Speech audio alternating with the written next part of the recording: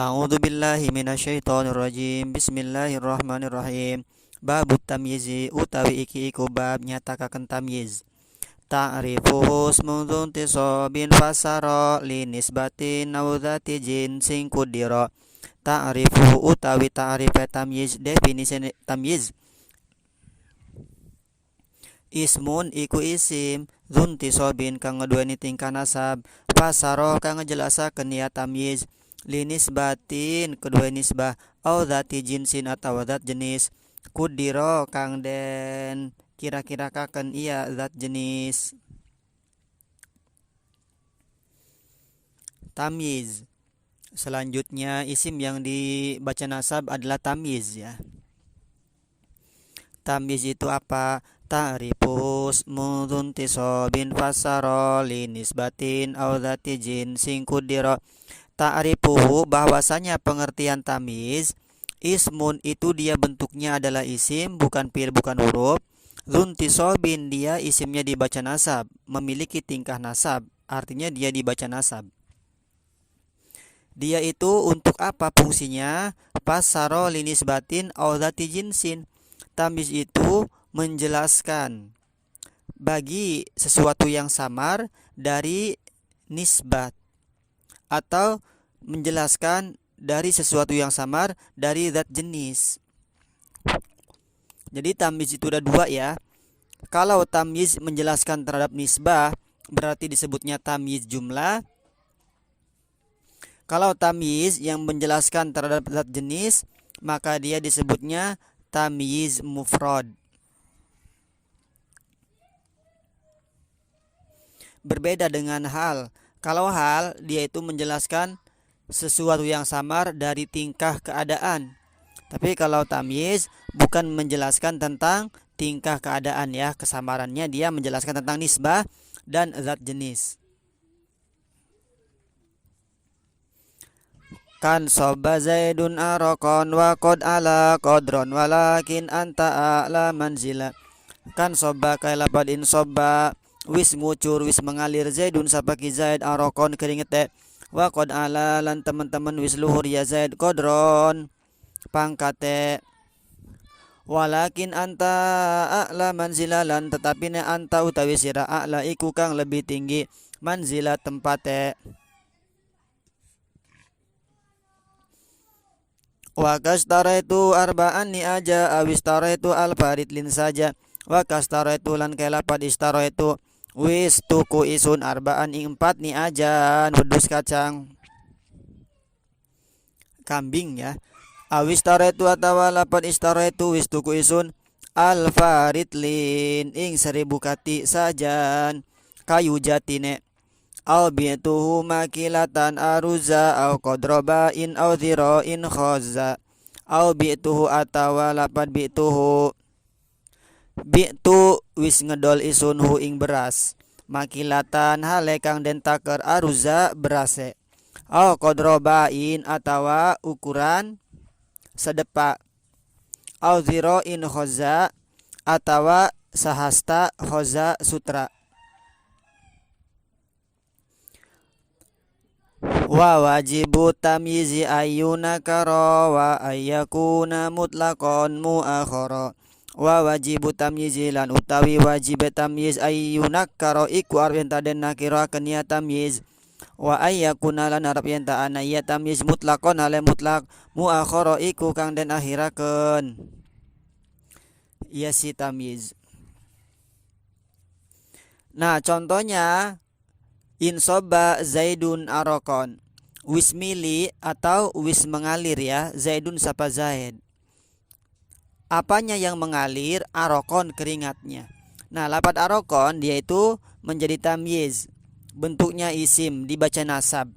Dia menjelaskan terhadap sesuatu yang samar nisbat pada lapat zaid. Itu tamyiznya tamyiz jumlah ya. Misalnya kita buang lapan arokon, insobba zaidun, wis mengalir sapa zaid. Nah, itu masih ada kesamaran, belum jelas yang mengalir itu apanya. Nah, kemudian dengan ketidakjelasan, dengan kesamaran tersebut, maka butuh tamyiz untuk menghilangkan kesamarannya. Arokon, keringatnya. Nah, jadi yang mengalir di dalam si Zaid itu adalah keringatnya. Contoh yang kedua, waqad ala qadron. Nah, lan teman-teman wis luhur ya Zaid, apanya? Qadron, pangkatnya. Nah, ketika kita hapus si qadron, maka masih ada kesamaran. Zaid itu tinggi apanya? Nah, maka ketika ada kesamaran tersebut dihilangkan atau dijelaskan dengan tamyiz qadron. Jadi yang tinggi itu adalah si Zaid pangkatnya. Nah, itu tamyiz apa? Tamyiz jumlah ya. Tamyiz jumlah atau tamyiz nisbat. Menisbatkan terhadap si Zaid. Apa yang dinisbatkan dari si Zaid itu? Yang kurang jelas dari si Zaid itu apa? Yang dinisbatkan mengalir kepada si Zaid itu apanya? Nah, seperti itu. Yang dinisbatkan kepada si Zaid tingginya itu apanya? Nah, seperti itu. Contoh yang lain, walakin anta a'la manzila. Nah, manzila di situ menjadi tamyiz. Nah, di situ tamyiz setelah af'alu tafdil ya, atau isim tafdil. Ada yang mengatakan isim tafdil, ada juga yang mengatakan af'alu tafdil. Dua-duanya juga sama saja ya. Yang penting tahu alasannya.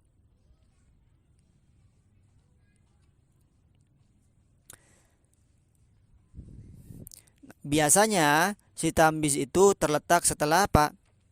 Setelah kata atau setelah isim yang mubaham masih samar. Kemudian yang kedua, biasanya tamyiz itu terletak setelah apa? Setelah tafdil ya. Contohnya itu, walakin anta a'la manzila.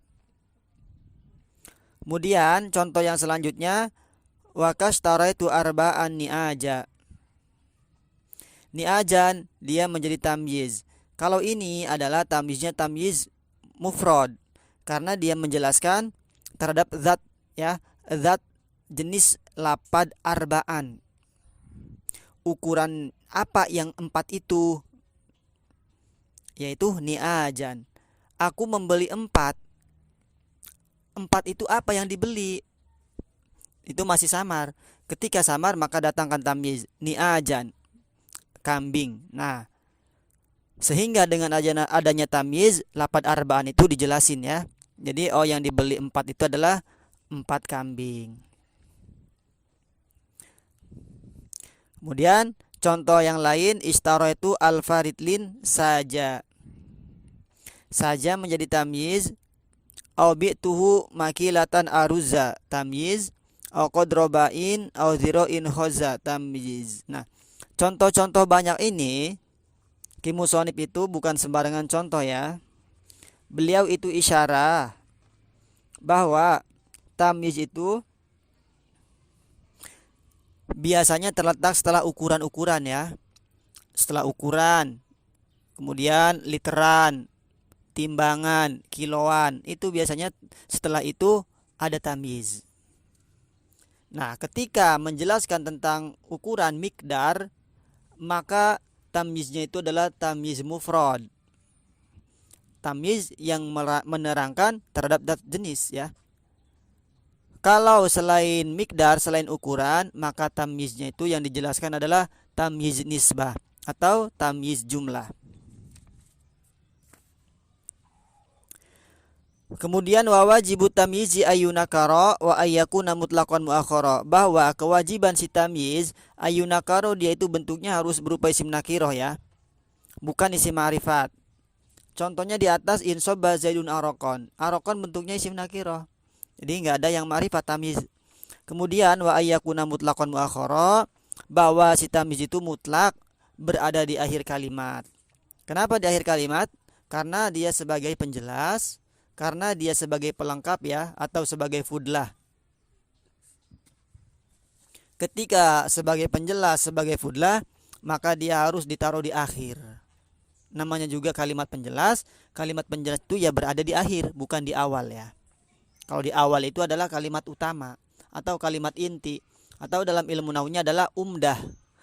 umdah itu kalimat utama, kalau fudlah itu kalimat penjelas. Wallahu a'lam bishawab.